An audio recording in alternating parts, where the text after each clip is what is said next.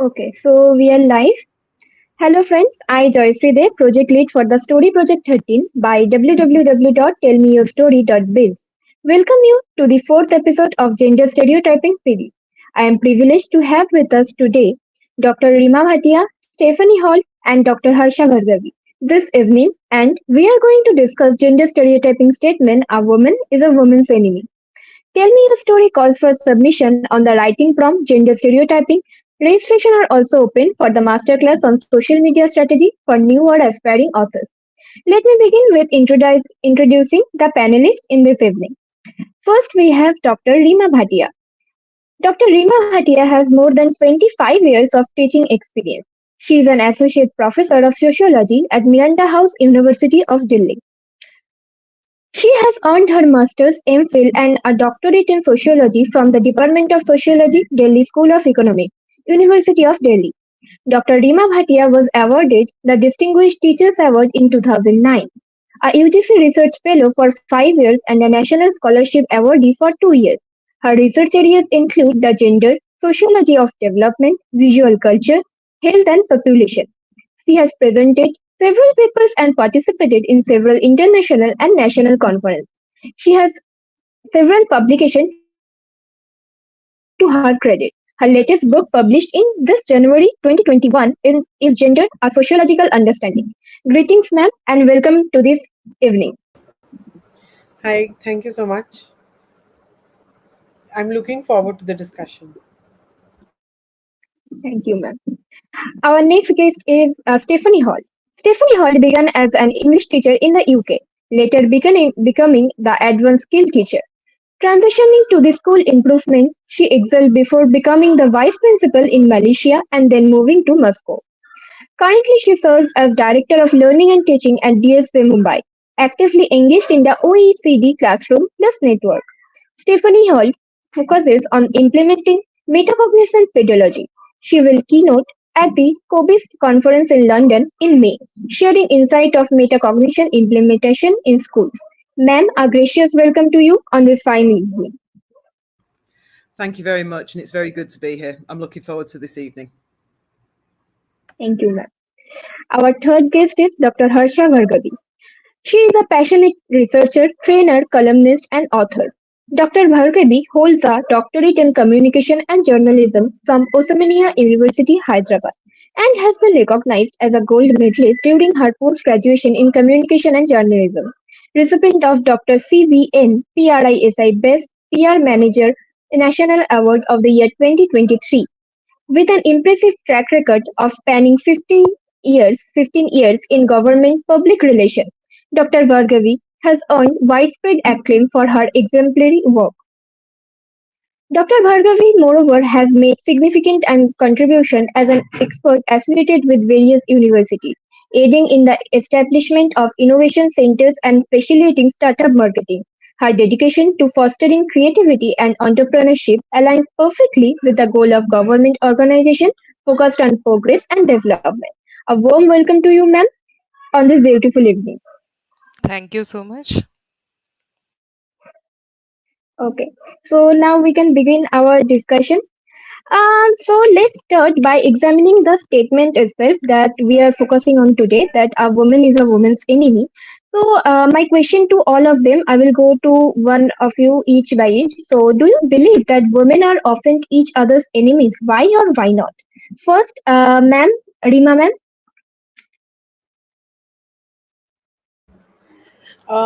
Hi, Joyashree. Actually, when you say that a woman is a woman's enemy, it's a very, very common kind of a trope which one also finds in media.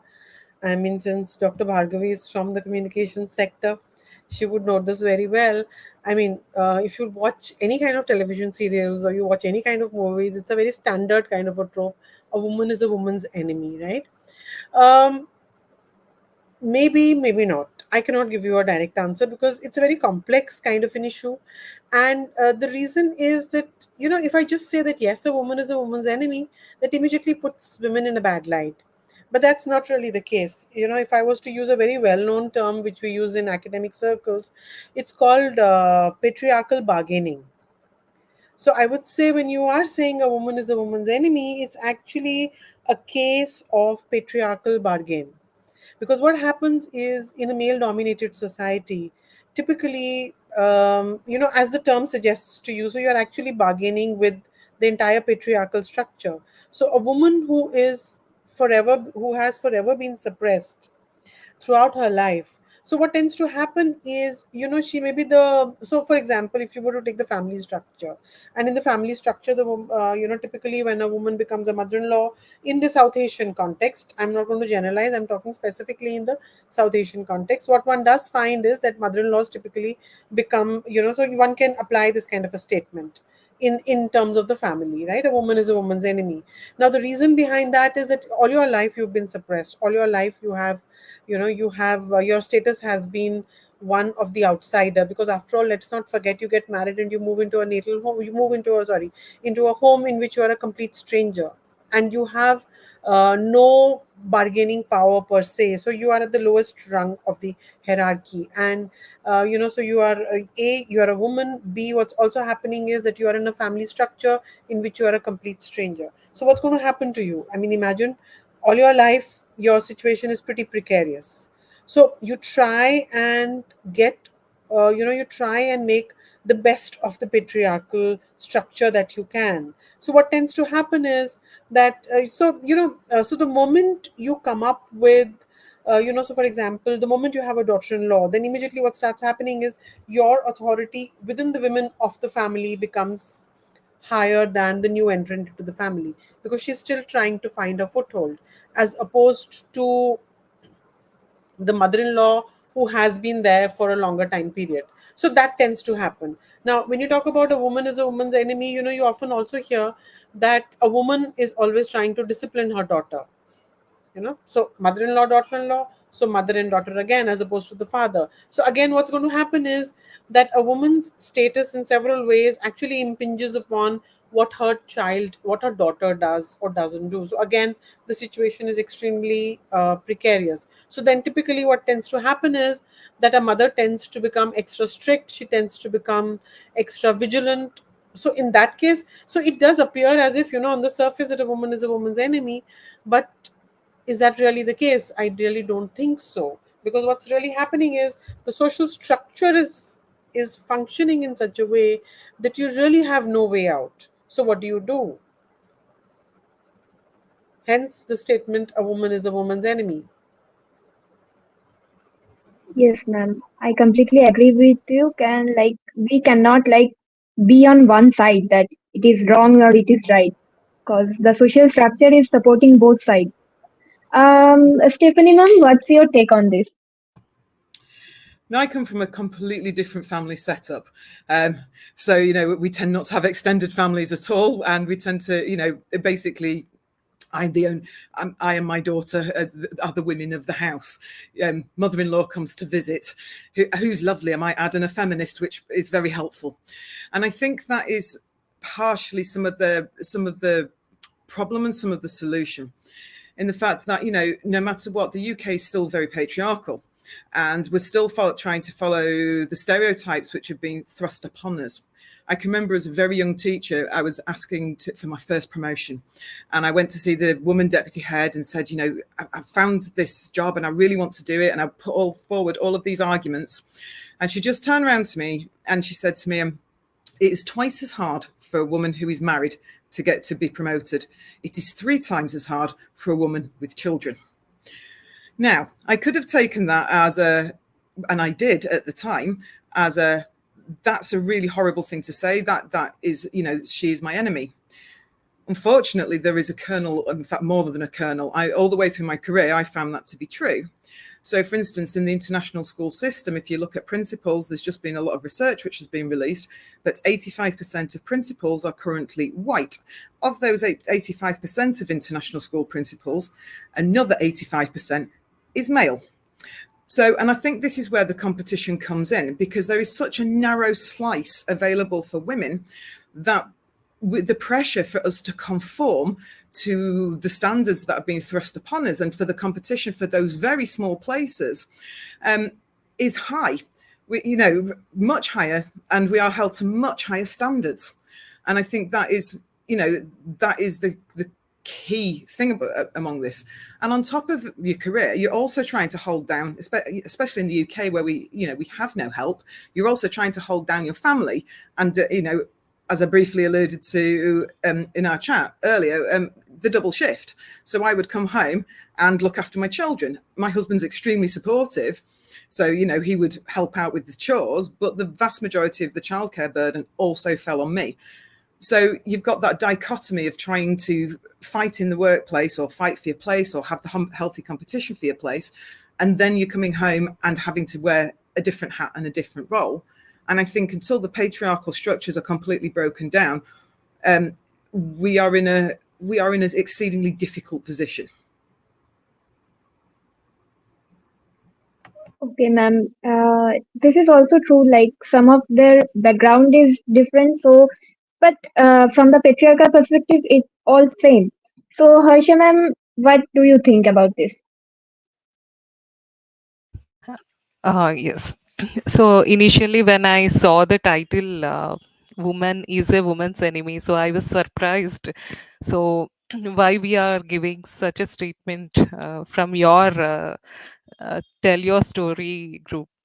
So, but still, it's time to discuss, and I feel means I never felt in my personal life or from my family background where I come from, or from the traditional society aspect or media aspect. Of course, we will be speaking on it.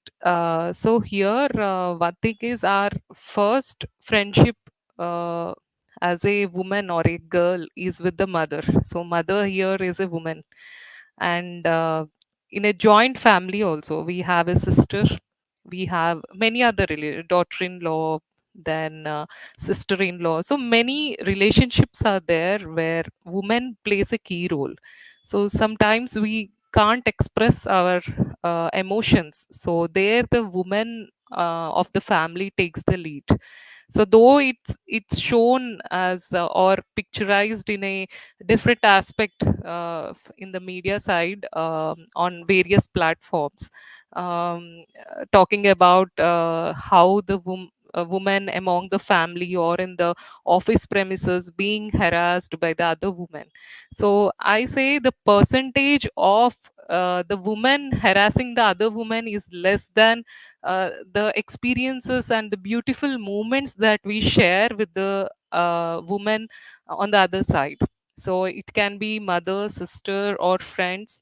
So our first friend, most of them will be a girl only. So means if a woman or a girl goes to a school or a neighborhood, so I don't feel or my opinion is that woman is not at all a woman's enemy. It's only the understanding level is different. Maybe the circumstances are different, but still there is nothing like saying woman is a enemy.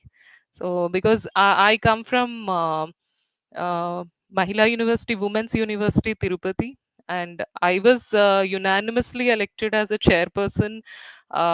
Means that's the acceptance of the all the girls. So that's how I never felt so some girl is the enemy. So there were circumstances. So the thinking or the perspective that is being the family background or the pressure, certain pressure they gain during that moment. So it's only the temporary. So it is not that it has to be taken into to the heart and have a like how the women villains are being picturized in the soap operas. So it's not so actually.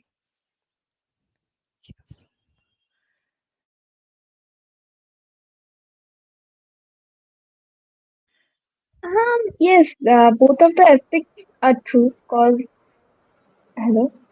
Yeah. Thank you, ma'am. Both of the aspects are true. At one side, we have mothers as our first friends, but at other side, as we grow up, we come across different kinds of women, and but they are all not our friends. Like they don't support us like that way. But on the other hand, when women supports women, that's a different kind of women empowerment. That's the biggest support. So by this, I again come to Reema ma'am. Ma'am, there is a popular term called Queen Bee syndrome, which is used as a derogatory sense for women, boss, leader, CEO, especially in the male-dominated industries where male-female both works 50-50%. So there are many other terms like this, which both men and women use to pull down another woman. How impactful are this in demotivating the woman who is already battling a lot of social and personal constraints? Yeah, Joyashree, before I respond to your question, if I could just respond to what the other two panelists have said, I don't disagree with what they are saying, but if you were to generalize it, and if you, of course, the personal is political, and if one was to take it in a larger context, and if one was to just look at the statistical data out there, something as simple as the sex ratio, then I am pretty sure that, when I say that when I'm talking about patriarchal bargaining, I mean, as recently as I think 2 months back, I was in the field again. I was in rural Punjab again. And again, this statement was, a woman is a woman's enemy. And what I just said about patriarchal bargaining and how power moves cyclically in a family, that was again driven home very, very strongly for me. So I really don't know. That's why I categorically said that when I'm talking about South Asia, and more specifically, I am talking about North India. That is where I've done most of my field work. In fact, all of my field work. And I think that, what the other two panelists have said is, I mean, at a personal level, maybe true, but at a larger level, I don't think so. Because even at an international level, I have experienced that it's very, very different. And if one was to extrapolate this onto the queen bee syndrome, which you just asked me, now the term the queen bee syndrome was something actually which was coined by Carol Travis, I think. And this was Tavris, sorry, and this was, I think, in the 1970s, early 1970s. And then she really regretted coining this term. And when you talk about the queen bee syndrome, then again, what you do tend to find is that, what I just said about the family structure, what I said about mothers and daughters, what I said about mother-in-laws and daughter-in-laws, that means the senior women in the house and the younger women in the house, that kind of extrapolates onto the workplace as well. And what I mean, of course, I don't have statistical data on this, so a lot of it is actually anecdotal. So what one does find is that when one is talking about the queen bee syndrome, typically, if I was to explain this for the audience here, it actually means that women who are in a position of power and authority typically tend to be more critical of their female subordinates as opposed to their male bosses, so or as opposed to the male subordinates as well. And what one does find is that, you typically say that, all right, if I have a female boss, she's going to be very catty towards me, she's going to be very mean towards me, and all those kinds of things. So that becomes your queen bee syndrome. Now again, like I answered your first question, and I said, it's a very complex thing. I cannot just answer it in a simplistic way. Here too, what you do find is, again, it it actually boils down to their own experiences in the workplace. Now, if you were to look at their own experiences in the workplace, generally, I mean, if I was to just look at some data, this is a part of an unpublished paper. It's actually it's being reviewed at this point of time. So what one does find is, and this is data from the from IITs and Indian Technical Training Institute. So again, I am not generalizing, I'm speaking specifically, and this is in the context of India. So in 2022, for example, Dr. Bhargavi did talk about her being a part of a women's university. So only 11 VCs are only 11 women vice chancellors are were found in India in 2022. And in undergraduate colleges, around 50, out of 100 colleges that were surveyed, around 50 women were, I mean, there were women principals. You look at the Indian police force, for example. Only 12% of Indian police force are comprised of women. And so, so on and so forth. And even if you were to look at data across the world, you find that the percentage of women in leadership positions is very, very low. For example, in US, you find that it's as women CEOs is as low as 14%. So only 24 out of 500 US companies have a female CEO, right? And Netherlands, which is supposed to be gender equal, there too what you find is only 15 out of 212 top companies have women in a leadership position. Now, why am I giving you all of this data? See, the reason why I'm giving you all of this data is because it highlights to you that the workplace, whether you're talking about academia, whether you're talking about the police force, or you're talking about the corporate space, the workplace is essentially, to a very large extent, androcentric.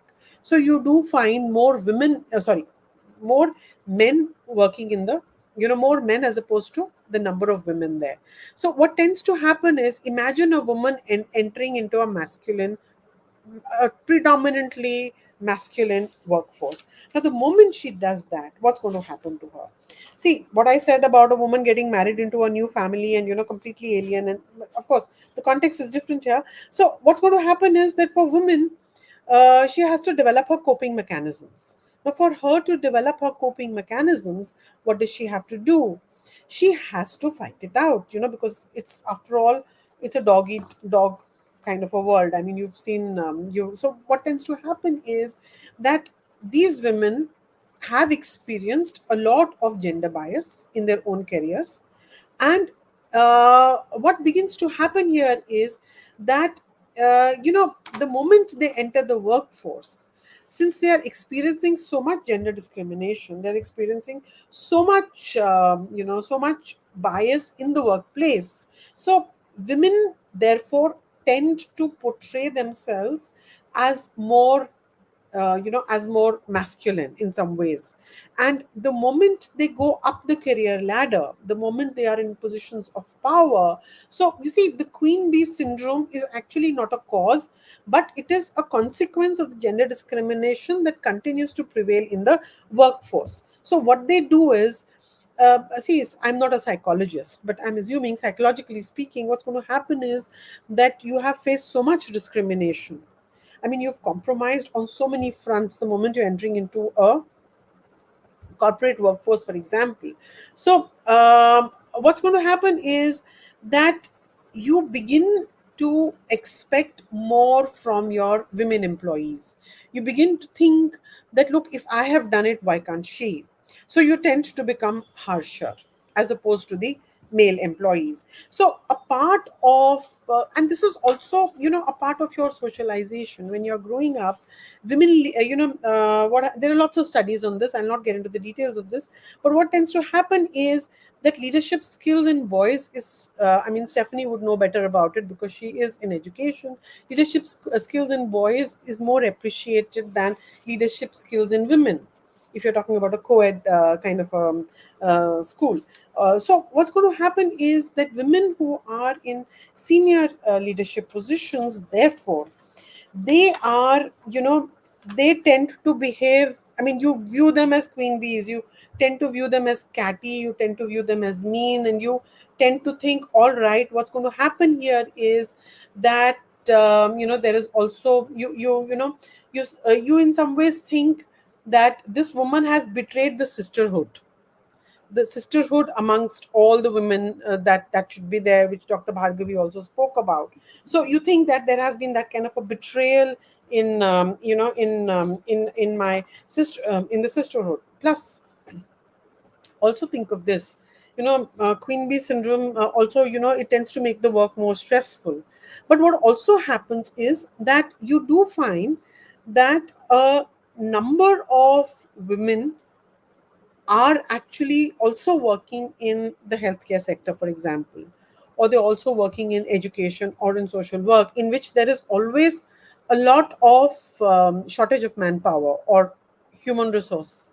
So, what tends to happen is that women on the whole are more stressed because of this kind of a work pressure which they are facing. So that again also might translate into what you're referring to as the queen bee syndrome. So, just to sum up, so what I'm saying is, you have to look at the queen bee syndrome as a consequence. as a cause, because it's a reaction that you've had to the kind of discrimination that you have faced in your work life, whether in academia, whether in the corporate sector, or wherever. Thanks. Yes, ma'am. As you said that for the gender discrimination, they tends to have that masculine traits in the workplace. But it can be that in workplace she have to be little strict. So the term can be used as derogatory, but the logic is justified behind this. But in personal life, she can be like just mild. And for all this reason, because her voice is not heard in the male dominated world, and the male, even female, are also like called as that she is going through that type of the month, so इसलिए she Yeah. is behaving like that. So No, all no, this that reason. also happens. No, no, you're right, Joyashree, that does happen. So, it's something that you refer to as the pick me up syndrome. So a woman would say Mhm, that, look, I am more like you, so pick me up, mhm, as opposed to the other women there. So mhm, that also tends to translate into what you are talking about. So, mhm, I don't know. I'm just repeating what I've said. So basically, it's just misogyny that mhm, women are facing against are are just meting out. I mean, I don't mhm. want to get into names, but also think about a simple thing like menstrual leave and the kind of Yeah. Huh. debate that happened. So isn't that again a Mhm, queen bee syndrome kind of a thing? So there is this kind of a mhm, misogynistic attitude towards women. So, or like you said, mhm, women are a women's worst enemy. I mean, what's the harm in having a menstrual leave? I mean, if you're so much in pain, so why not? I'm mhm. going to rest my case here. Thank you, ma'am. Stephanie, ma'am, how do you observe women perceiving competition among themselves? Is this healthy rivalry, or does it often lead to animosity? Are there instances where competing women support and uplift each other? Again, a very, very difficult question and very, very complicated. I mean, picking up from what Reema said, the labels which are given to women and which women give to each other um, are complex. So, for instance, assertive behavior is often seen as bossy. And so the labels which women give to each other and through the patriarchal gaze is problematic, and this starts right from school. I see it every single day with how girls start to treat each other through the social and the socialization that they give within school to each other. So for instance, if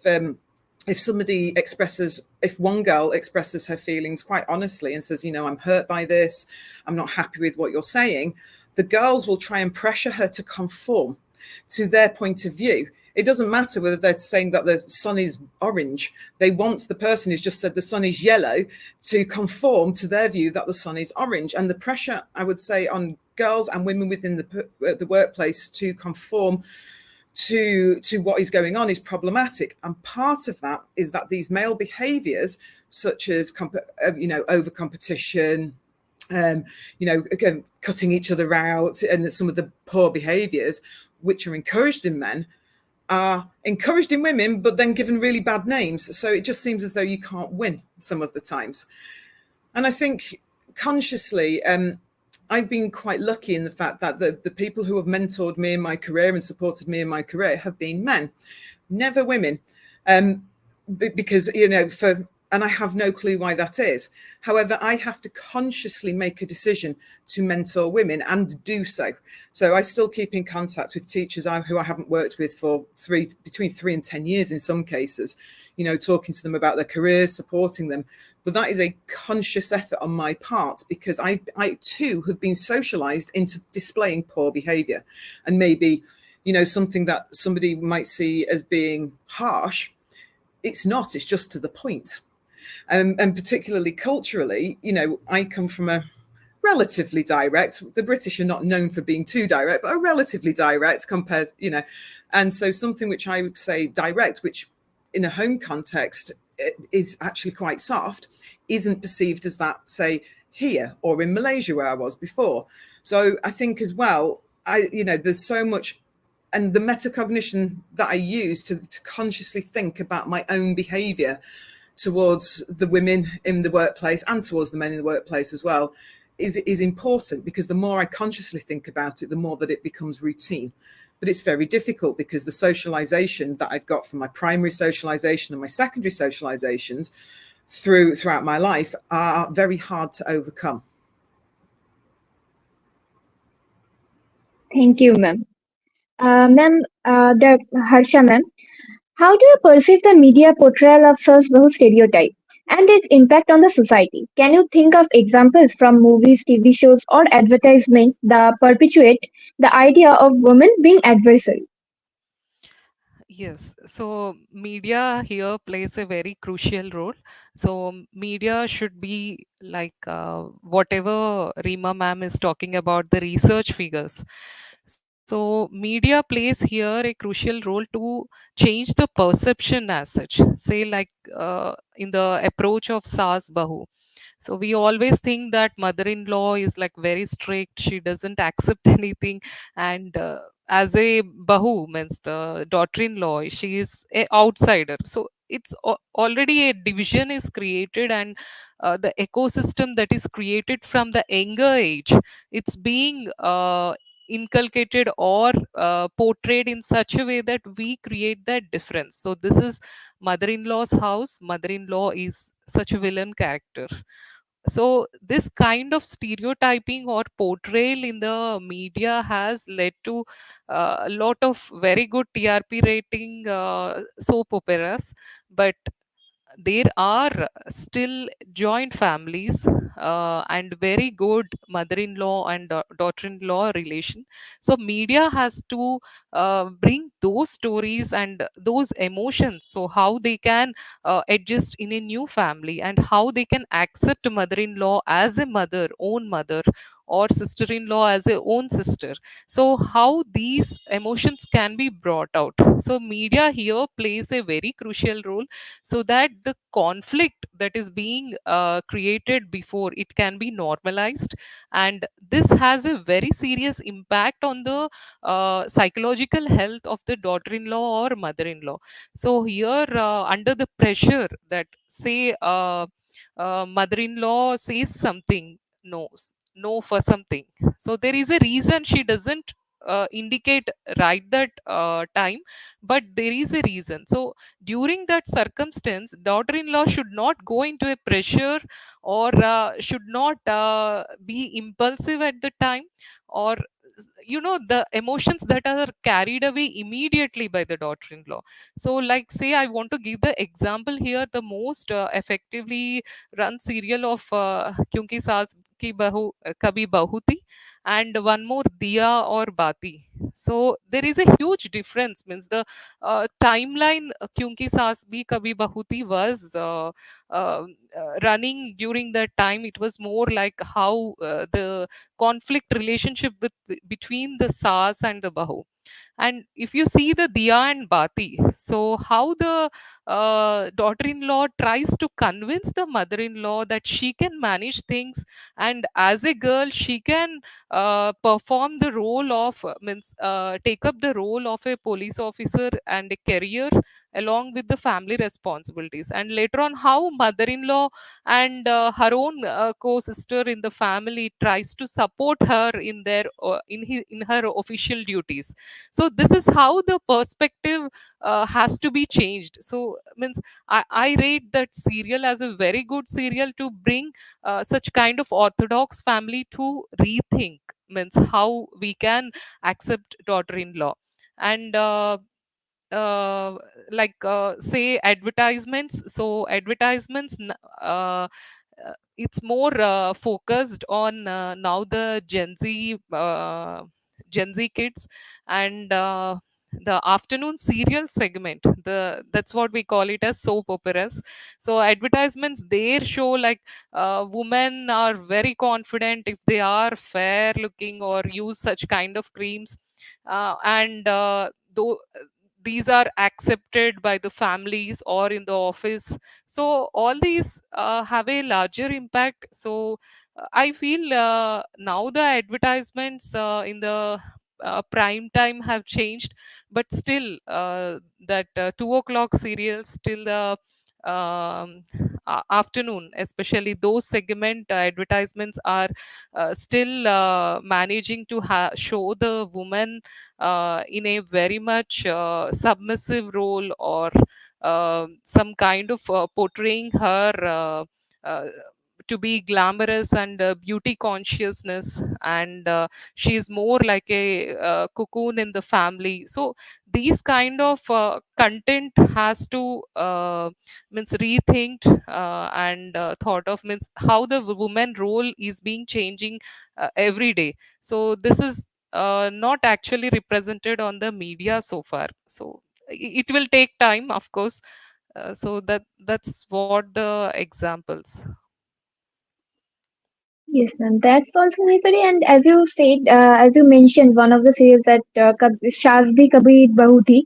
So the psychology that works behind that Shaaz has gone through those adversaries. So the daughter-in-law now have to face all those struggles also. So that psychology also put on like negative way always. Yes, yes, of course. Harima ma'am, I'm confused that in your book, Gender, a Sociological Understanding, you explore the dynamic nature of gender as a both theoretical and working concept.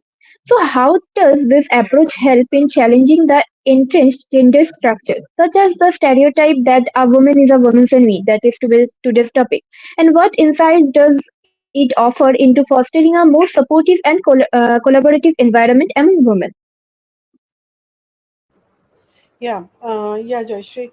Um, See, if I was to answer your question, that how is it that theory, I think what you're basically saying is, how is it that theory manifests itself in the day-to-day life, right? That's the long and short of it. Now, if I was to get back to what we were discussing, we were talking about the queen bee syndrome.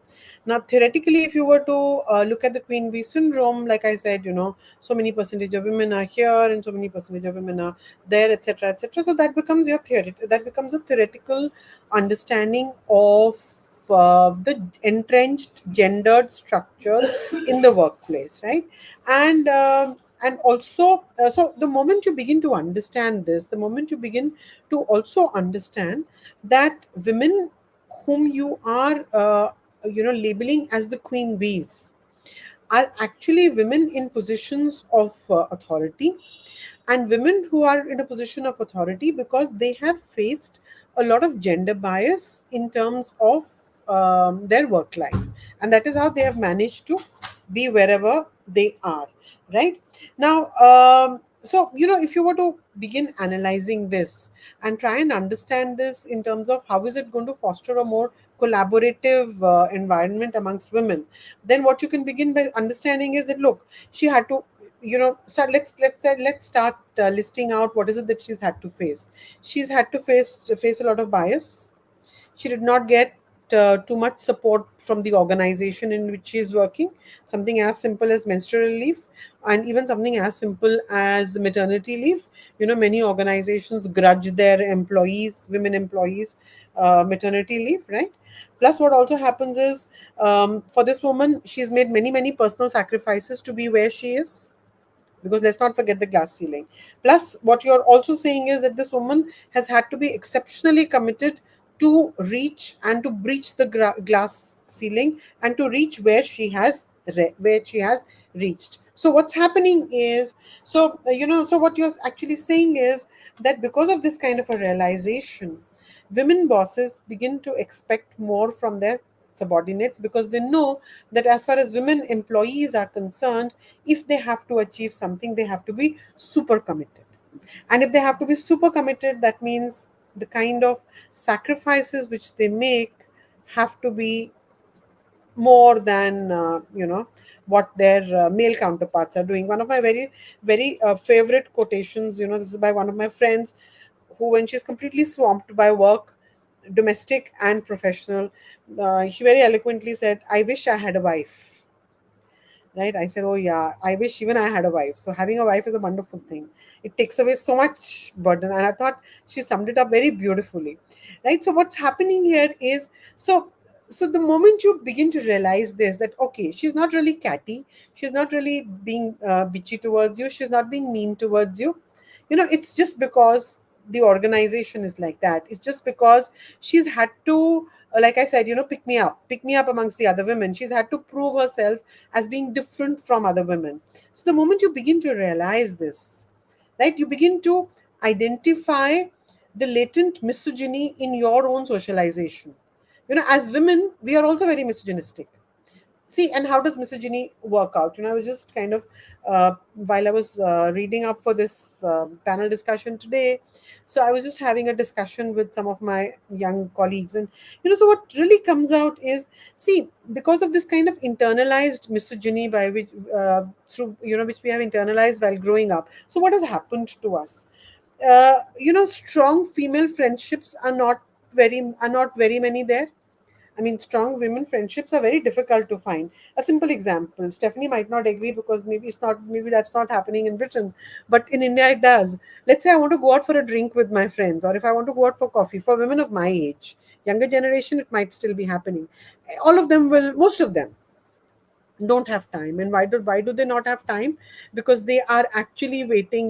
They have husbands, and then they have children, and then they have professional commitments. If I was to call up somebody and say, oh, let's meet at 7 p.m. today, I want to go out for a drink, very few of them will come forward. I mean, I can actually imagine the youngsters shaking their heads and saying, no, no, no, we do that. But women my age, it doesn't really happen. So strong female friendships have been, victim to that kind of queen bee syndrome. What else has happened? Cooking is a basic survival skill.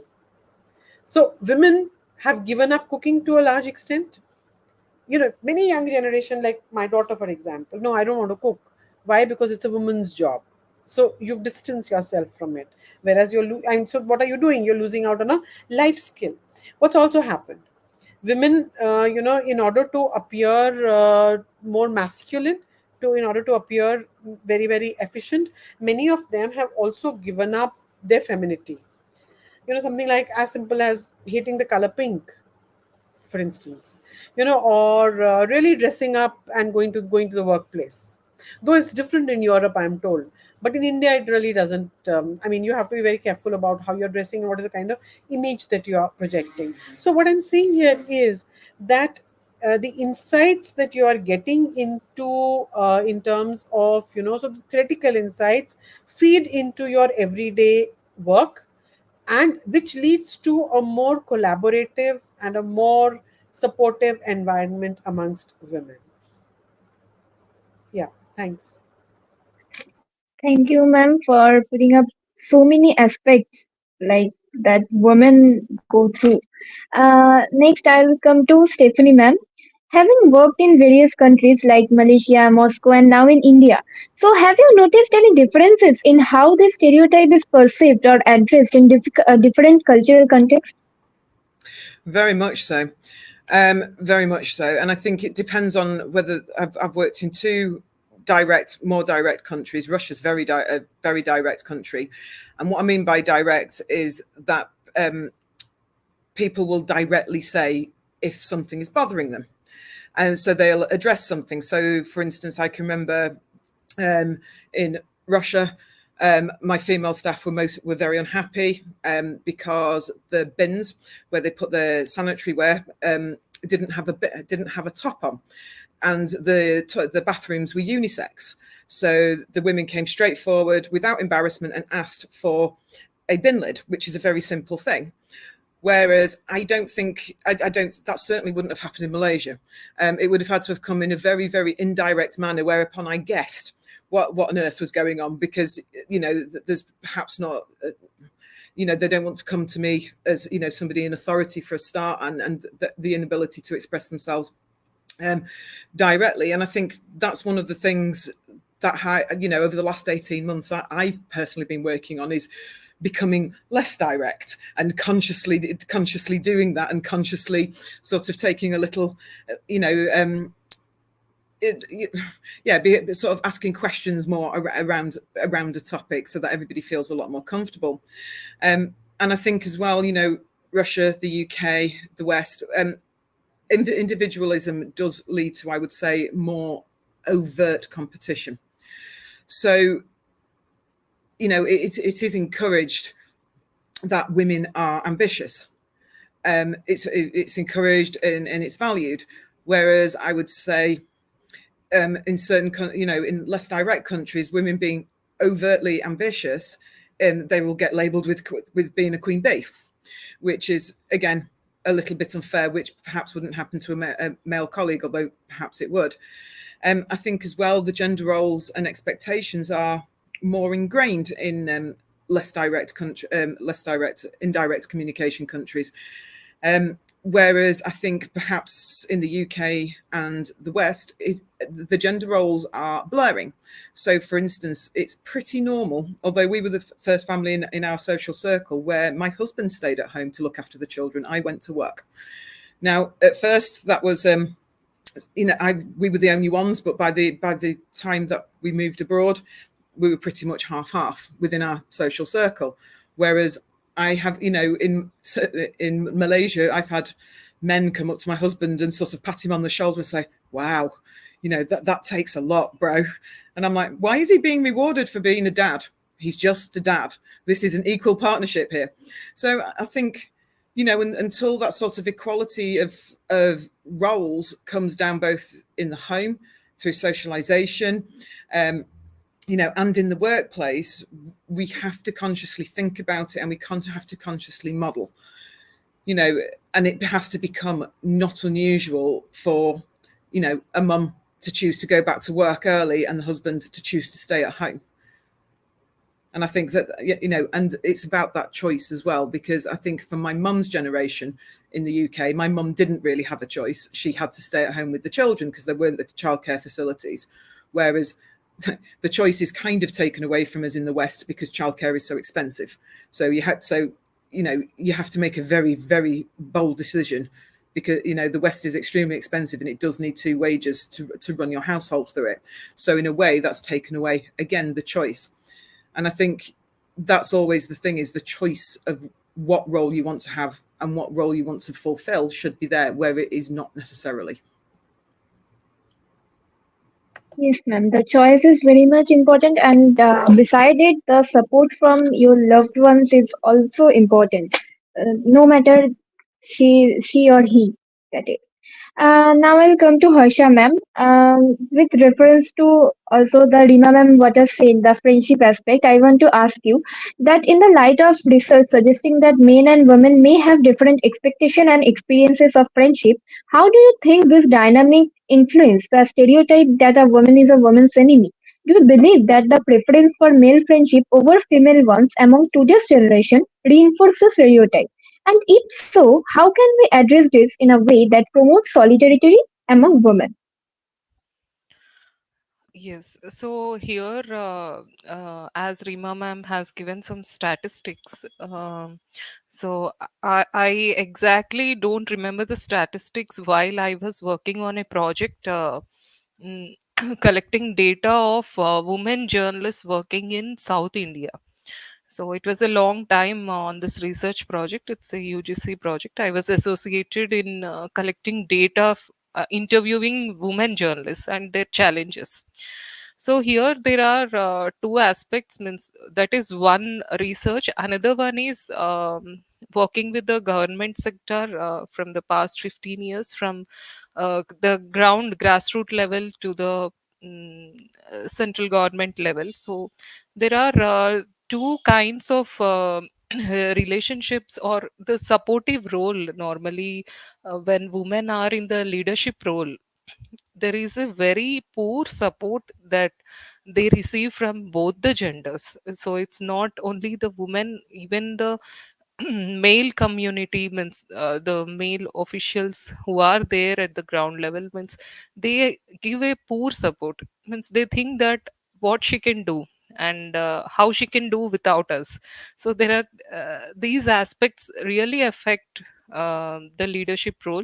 And while working women in the challenging roles, that is as a journalist or as the communications person, so it becomes very difficult at times where woman herself doesn't support the other counterpart. So means they have lot of pressures.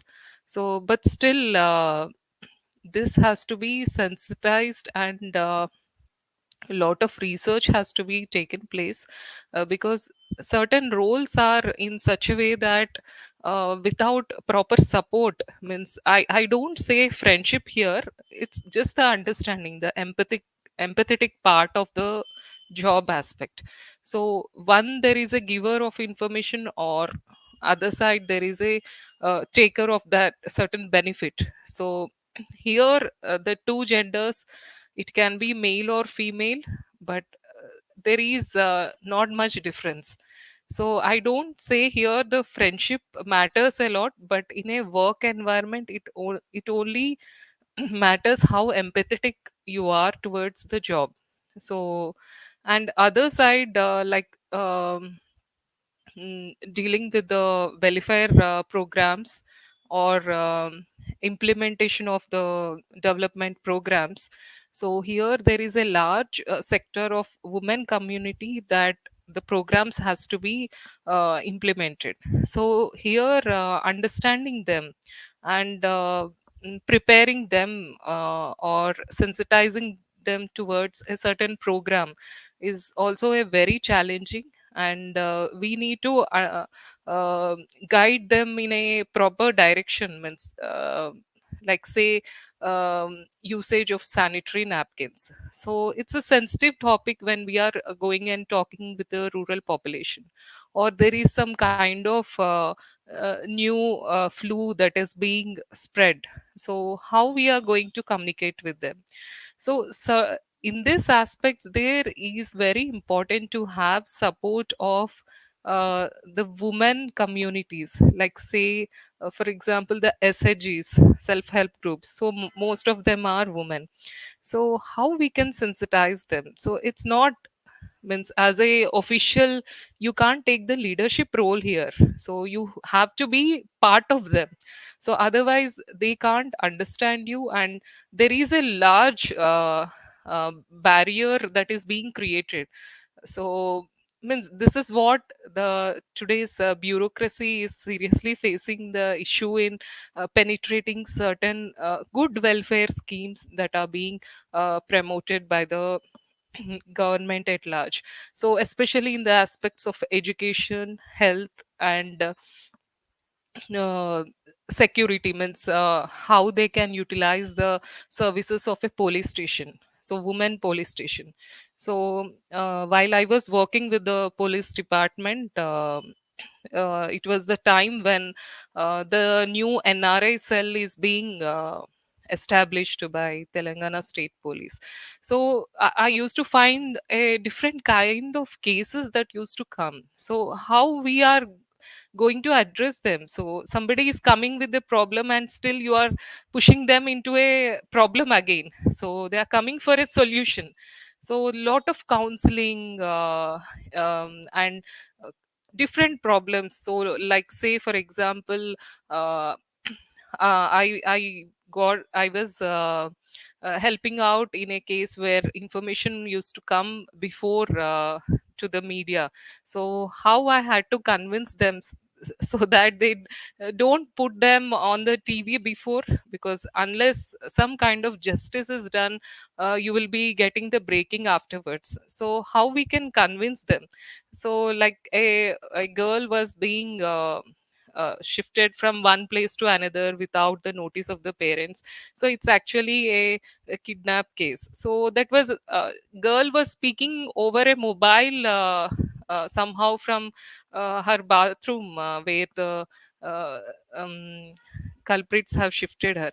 So the media was in a exaggerated mode and they want to show it on the television.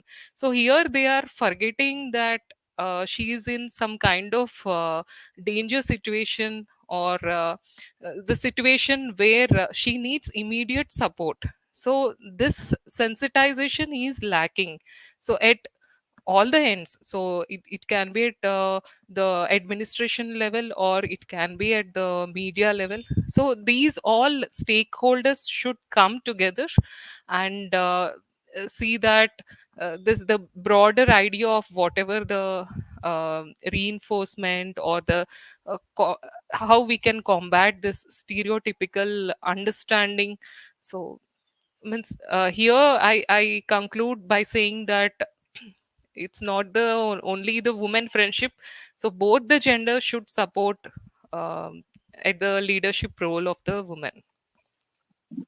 Yes, ma'am, that's very true. But this all are like work level. In personal level, what do you think that men understand women better or women understand women better?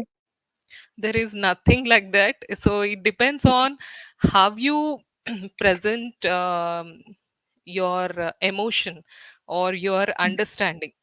So depends on the circumstance. So it is not that women should not be impulsive, either the gender is male or female. So we should move in a way that other person you have to understand and explain the situation.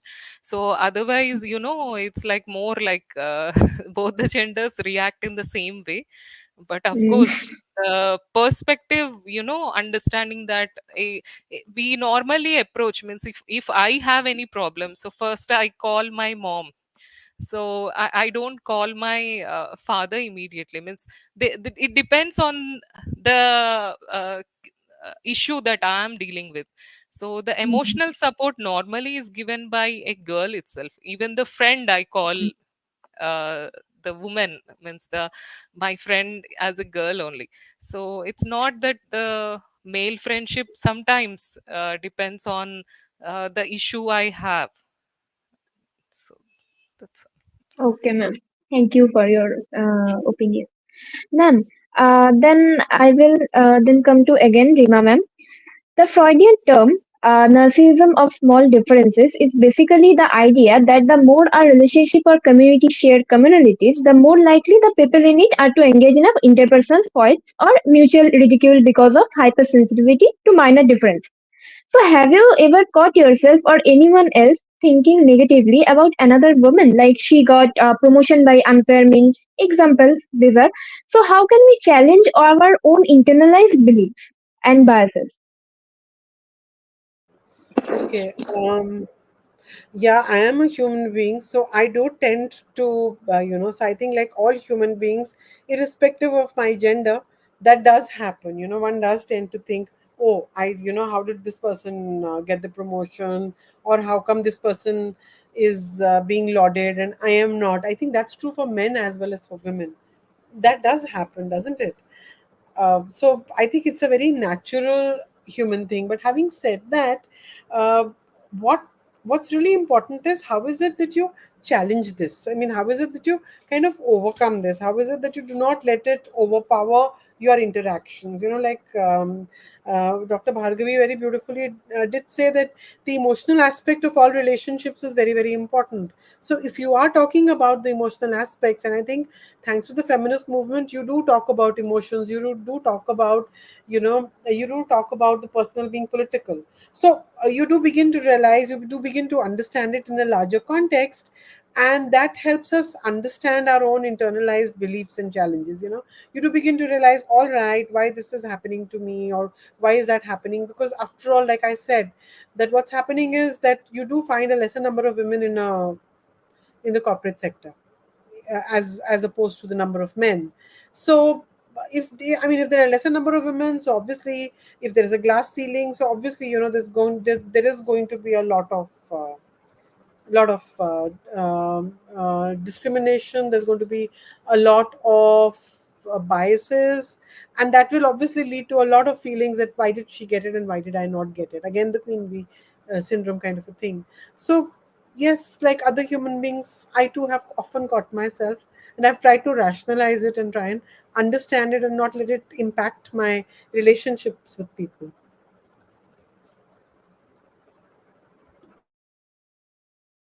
Sorry. Thank you, ma'am. Stephanie, ma'am, how do you channelize or control these inner internalized biases or devil, whatever you say?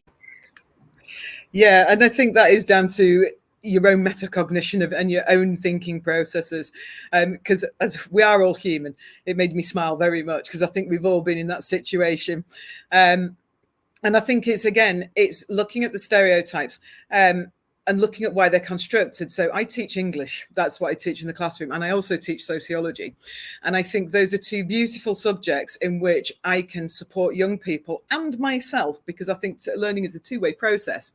Think about the stereotypes which are constructed through our literature, through our media, why, and the effect that that has. So, for instance, at the moment, I have got a delightful group of 7 young men in the IB, in my English class.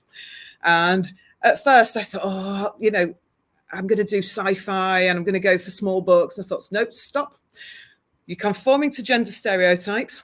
Stop it. You're going to do Pride and Prejudice because you like it and because they should, they need to understand the social nuance and why it's funny.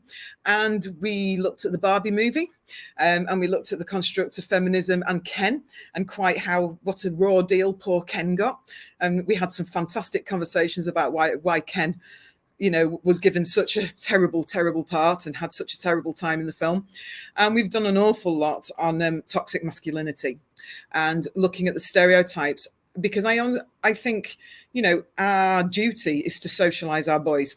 I have a son and I have a daughter, and I teach them exactly the same thing in exactly the same way, because it's really important that as a mother, I let my son see it from both sides, his father's side and my side.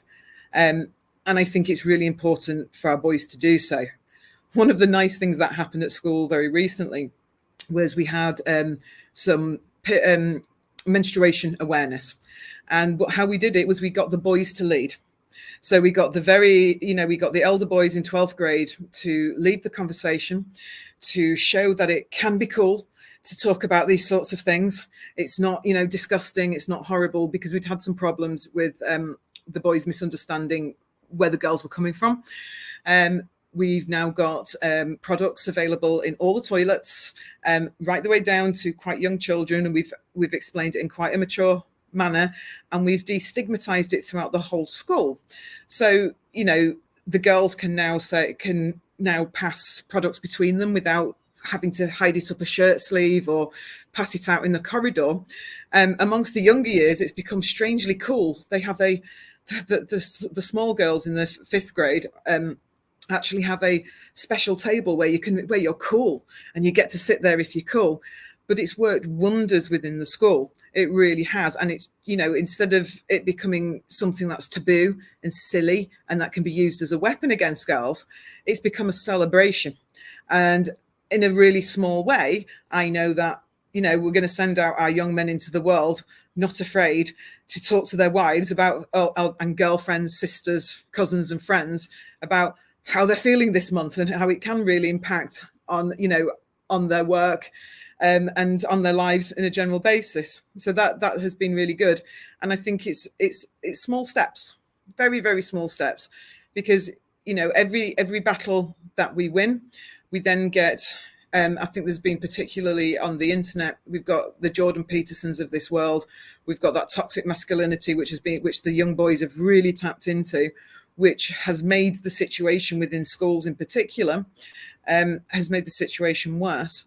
And I think some of the issues is that the boys are struggling to find male role models who display what we would characteristically say are feminine attributes and see that as a positive thing. And I think that's one of the spaces where teachers can be very supportive and the media can be supportive, and sports people in particular can be very supportive with that. So I think it has to be a two-pronged. We have to educate, as we've been talking today, we have to educate from both sides. We have to, we have to look at our own stereotypes with how we deal with each other. We have to look at the stereotypes which are constructed, and then we have to educate everybody about why those stereotypes are there, how you debunk them, and also give children the language to be able to talk about these things in a sensible and rational manner and de-taboo them, demystify them. By demystifying them, they don't become whispered about, they don't become a titivation, they just become part and parcel of conversation. And that, I think, is the biggest thing that education, whether in the home, whether outside the home, and in school, can play a massive, huge role in changing values, beliefs, and norms within a society. So, thank you. Thank you, ma'am. These are very good initiatives, actually, and teaching these boys about everything that because after a age they would know from their basically girlfriend, no, not majorly from their mother in India, especially. So these are very helpful. Um, okay, so Harsha, ma'am, what do you think? How do you control your internalized biases? Yes, so like Stephanie ma'am, even I have a girl and a boy. So even I try to make them understand the things. So while mm, performing any kind of means academic related activity, or preparing themselves, or even sharing something, or means like sharing about the other sibling with somebody else, means how they express uh, their emotion. So it's not that, yeah, sister and means my son doesn't create such a kind of impression that both are very emotionally connected and understand each other, means especially when they require support. So when the parents are away, so children, if it is the both the gender who are staying at home, means need to understand. So one has a strength, another has some weakness. So both the strengths, how they can identify and work on something. So this is how I have trained them, and it's wonderful, like being parent of both the genders. And it's lovely to spend time with them. And of course, means as a woman working in a challenging role, being with the media and government, so means even I find a lot of I don't say enemies, but still I have challenging uh, situations sometimes. But still I take it personally as a positive thing, and empathetically I understand them. So you need to give time to them, so they will realize it. And I was groomed or trained by the women officers, so I was very happy still. I mean, they are the guru for me. And I worked with the dynamic women leadership officers. So I get inspired seeing them, especially the decision making or the way they deliver the work. So of course I worked with the other gender who are always means some of the male officers. So they used to say, you are fit for doing work at home only, not at the office. Yes, there are situations like that, but how we have to bring them into normal understanding, so that's a challenge. So lot of sensitization should be done, especially at the in the government sector. So of course government tries to make rules for the other private entities, but actually as a government employees we face lot of challenges, especially women employees. It can be the time factor, how much we contribute, and also it's the uh, upgradation of our skills, and lot of pressure that we have, means every time whenever the new development programs appear.